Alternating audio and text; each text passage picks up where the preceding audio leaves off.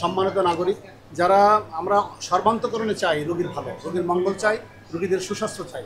যেই পরিস্থিতির ভিতরে দিয়ে রোগীরা আহত হয়েছে, আমরা ডাক্তার, নার্স, ওয়ার্ড বয়, আয়া, সুইপার সবাই মিলে আমরা চেষ্টা করছি রোগীদেরকে যেন সুস্বাস্থ্যের অবস্থানে নিয়ে আমরা তাদেরকে হাসপাতাল থেকে রিলিজ দিতে পারি। কিন্তু যে দৃশ্যটা আপনারা অবলোকন করতেছেন যে বিভিন্ন ধরনের মানুষ তাদের অন্তর দিয়ে তারা ভালোবাসা নিয়ে কেউ খাবার, কেউ ওষুধপত্র, কেউ বিভিন্ন ডোনেশন নিয়ে রোগীদের কাছে আসতে চাচ্ছে।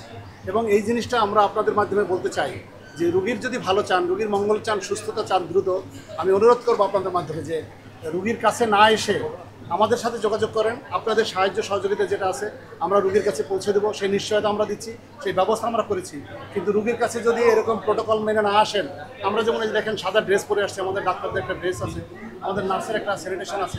আপনি দেখেন এনভায়রনমেন্টের ভিতরে আমরা রাখতে চাই যে কম অ্যাটেন্ডেন্স থাকতে হবে, কিন্তু এত লোকজন আপনার আসতেছেন, এটা রোগীর প্রকারান্তরে ক্ষতি হচ্ছে। এবং এই ক্ষতিটার জন্য যে ইনফেকশনটা হবে, সেই ইনফেকশনের জন্য রোগীকে কিন্তু লং টাইম আপনাকে থাকতে হবে। আপনার হয়তো পরে মনে হতে পারে যে ডাক্তারদের কোনো অবহেলা। আমি আপনাদের দৃঢ়কণ্ঠে বলতে চাই, আমাদের ডাক্তারদের পক্ষ থেকে, নার্সদের পক্ষ থেকে, আমাদের কারো পক্ষ থেকে এই ধরনের কোনো অবহেলা বা কোনো ধরনের দেরি। আপনি দেখেন এখানে আমার সমস্ত এই হাসপাতালের সিনিয়র প্রফেসররা আছে, আমরা সমস্ত প্রফেসররা মিলে আমরা সিদ্ধান্ত নিচ্ছি কোন রোগীটার কোনভাবে চিকিৎসা করলে বেস্ট ট্রিটমেন্ট আমরা দিতে পারবো।